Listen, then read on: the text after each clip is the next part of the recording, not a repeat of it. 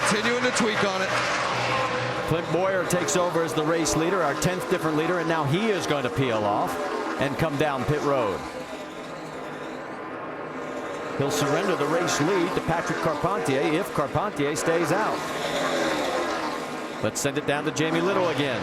And the plan was for Clint Boyer stay out and lead a lap. Remember, his regular crew chief is off this weekend, and for 2 more races, Scott Miller making the call. 4 tires for Clint Boyer. Car has been good. They had damage earlier, seems to have repaired itself. Everything looks good. Quick stop, 12.9. And of course, he's one of the chase contenders. 6 chase contenders have led tonight, but again, not Denny Hamlin yet. He has yet to pick up any bonus points. We pointed that out as one of the key elements in Countdown earlier this evening. Carpentier is slowing down now as he is our 11th different leader, and he'll surrender the lead as it cycles through to the 18 of Kyle Busch.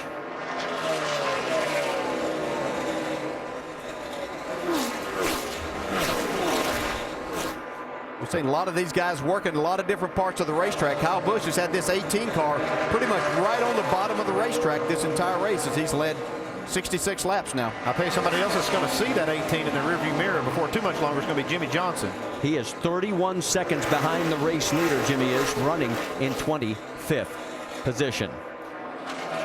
Well, it's time for our AT&T Fastest Pit Crew of the Year Award, and it's Jeff Gordon currently in the lead, but you determine the standings with your help. Vote from your AT&T phone by texting the car number to 2258 for the Pit Crew you think's the fastest and the most valuable. Stay with us. We're coming back.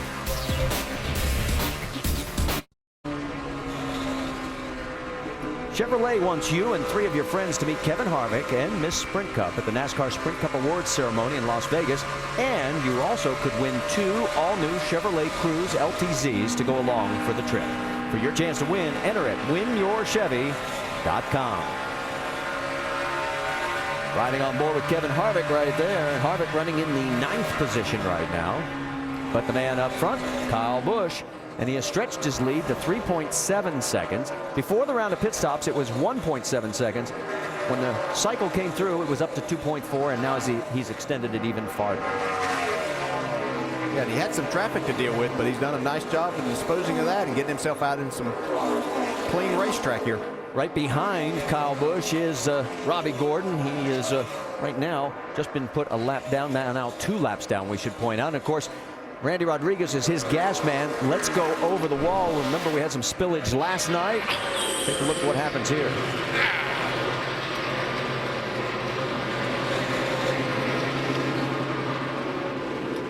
Oh, got just a little bit of malfunction there in that quick connection right there that they use for the fuel.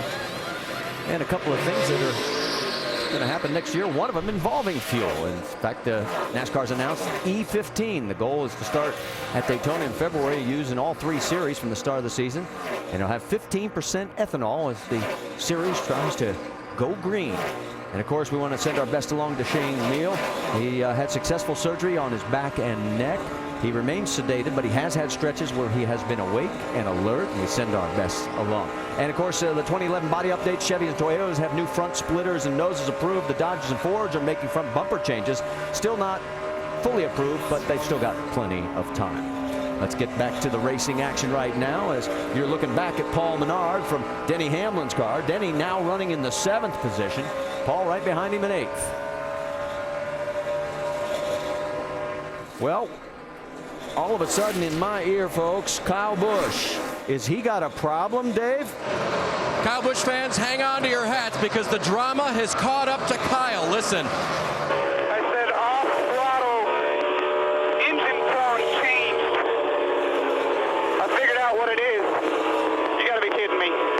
Well, we lost another race. Way to go, team. Yeah, the throttle's sticking. Okay, what it is was that last phrase right there. Throttle sticking, and believe it or not, DJ, I don't know how you do this. It's sticking 50% coming back to him. He's using the cutoff switch to make sure that it doesn't hang too far in the throttle when he needs it to be out of the throttle. How tough is that? Yeah, that's a lot of work. This place is hard enough without having to take your hand off the wheel and do something else.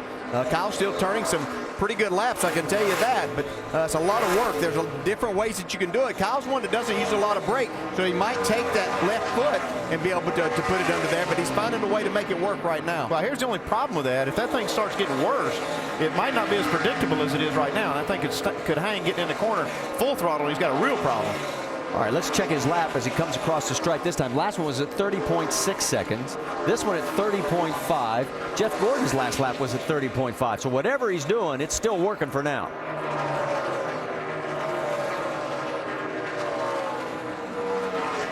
All right, while all this is going on, let's go back to the Craftsman Tech Garage with Tim Brewer. Can you show everybody what he's actually trying to accomplish in there? Yeah, Marty, we're down here wrapped around the steering column right now, but as he pushes the pedal down with his foot, a lot of the teams have this bracket on top of the pedal, and he can literally take his toe and pull it back up.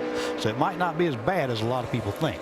Marty? Yeah, but he was saying that he had to use the switch to sort of help it through the corners, and maybe that's not curing the problem. Who knows? Now, apparently he may not have that Tim was talking about. A lot of teams do run that, and without looking in Kyle's car, we don't know that, but he's talking about that he's using the switch to cut this thing off, which we've heard drivers do that, but I'm just telling you, this is a hard enough place when you've got both hands on the steering wheel in the corners, much less having to deal with that. Well, at first and second place just turned 30.6-second laps. Let's go back to the battle for 13th right now. It's Edwards and Biffle as the two Roush Fenway teammates are locking horns.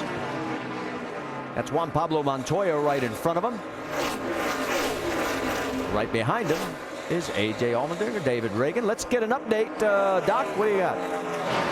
Well, Carl Edwards, led that lap early and was going to sit back and sort of take it easy until it was time to go late in this race. But right now the car is not handling to his liking at all. He came in, the car had gotten tight in the middle, and when it was okay off, they made a track bar adjustment and air pressure, and now the car is, according to Carr, terrible loose. He could not get the car in the throttle or off the corner by using the throttle, and he's losing spots on the racetrack. Looks like all the Roush cars are pretty well tuned up the same, though. All four of them right there together off turn 4.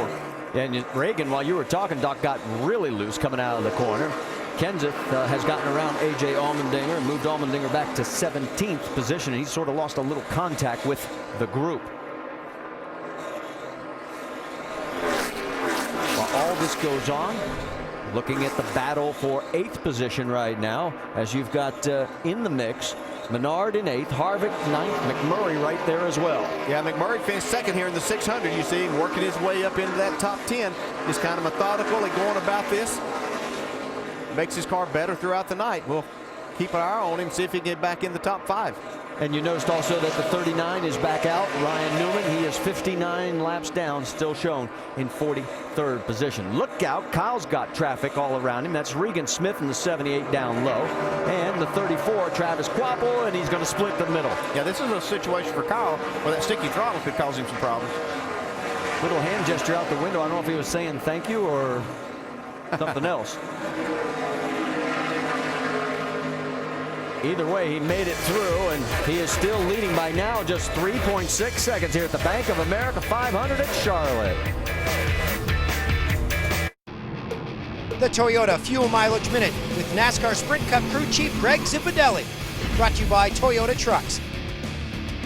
Stop number 5 in the chase is at NASCAR's home track in Charlotte, North Carolina. Charlotte's fast, track position. It'll be one of those places you'll see a lot of gas and goes, right sides, 4 tires this time. Everybody will be on different strategies trying to have track position at the end of the day. And that's one of those places that tires aren't as critical. Fuel is a much bigger deal. You're going to stop when you're in that window. You're going to put 2 tires on when they put 4. So the next stop, hopefully you put 2 and you get the track position back. You're gambling to when the caution is going to fall and allow you to do that or take that chance. Charlotte's one of the fun places that we hit during the chase. The biggest reason is we're home. Families, friends, and a lot of the guys from the race team are there to support you that weekend. Brought to you by Toyota Trucks. Toyota's been making trucks for over 70 years. Sprint brings you an inside look at the chase for the NASCAR Sprint Cup on the Now Network. And right now, as it stands, well, we have a new points leader with Denny Hamlin. And the point difference would be 4 right now, as Jimmy Johnson is currently running in 19th position. Jeff Gordon would be 20 points back in 3rd. For more NASCAR stats and in-car audio and live race audio, check out NASCAR Sprint Cup mobile at sprint.com/speed. And the fastest lap time, 29:21, and we are now under caution, waiting for word as to exactly why. We've got debris on the track. The official word